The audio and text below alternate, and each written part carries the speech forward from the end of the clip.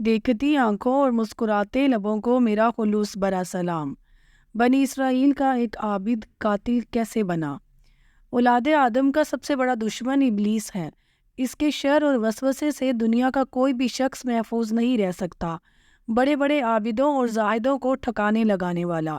اس video میں ہم ایک عبادت گزار اور بارسیسا کے واقعہ کو جانیں گے، جس نے ساری عمر تو اللہ تعالیٰ کی اطاعت میں گزاری، لیکن شیطان کی ایک چال کی وجہ سے وہ ایک حسینہ کا دیوانہ ہو گیا اور کافر ہو کر مرا۔ اسلام کی آمد سے قبل بنی اسرائیل میں ایک نہایت ہی پرہیزگار اور عبادت گزار بندہ رہا کرتا تھا۔ یہ ایک نامعلوم اور چھوٹے سے گاؤں میں رہنے والا تھا۔ اس شخص نے اپنی زندگی کے 60 سال اللہ کی عبادت میں گزار دیے تھے۔ سارے علاقے میں بارسیسا کو عزت کی نگاہ سے دیکھا جاتا تھا۔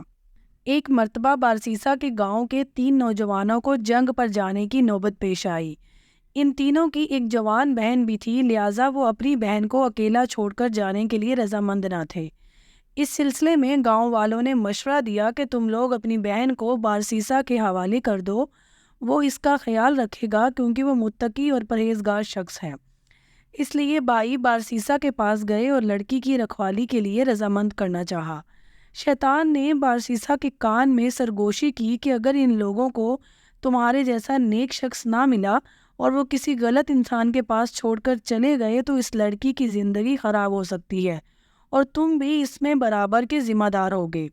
بارسیسا شیطان کے اس وسوسے میں آ گیا اور ان کی بہن کی رکھوالی کی ذمہ داری لے لی۔ اب وہ نوجوان لڑکی بارسیسا کی عبادت گاہ کے سامنے والے گھر میں رہنے لگی۔ شروعات میں بارسیسا کھانے پینے کی چیزیں اپنی عبادت گاہ کے باہر رکھ دیا کرتا اور وہ لڑکی اٹھا کر لے جایا کرتی۔ ایک دن شیطان واپس آیا اور بارسیسا کے دل میں خیال ڈالا کہ کیوں نہ تم یہ چیزیں لڑکی کے دروازے کے باہر رکھ دیا کرو، اس طرح اسے تمہاری عبادت گاہ تک چل کر نہیں آنا پڑے گا اور وہ لوگوں کی نگاہ سے بھی محفوظ رہے گی۔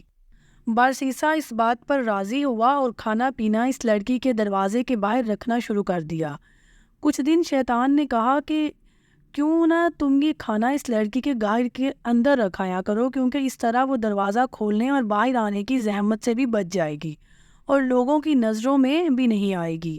بارسیسا کو شیطان کی یہ بات بھی بھلی محسوس ہوئی اور اس نے کھانا پینا لڑکی کے گھر کے اندر رکھنا شروع کر دیا۔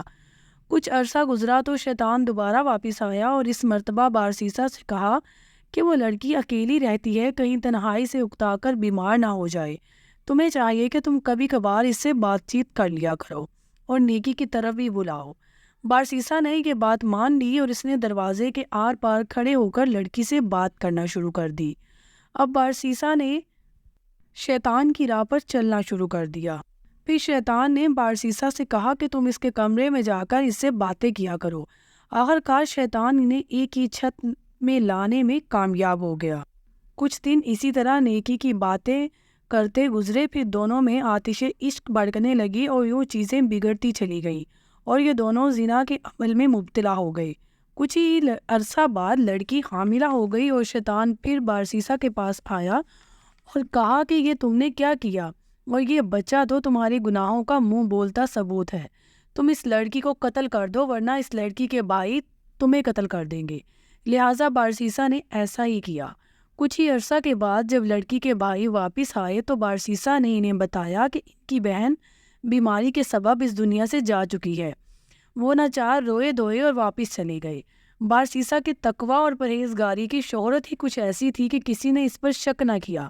لیکن ایک رات شیطان ان بھائیوں کے خواب میں آیا اور بارسیسا کی کرتوتوں کا پردہ فاش کیا اور ساتھ ساتھ ان کی بہن کی قبر کا پتہ بھی بتایا۔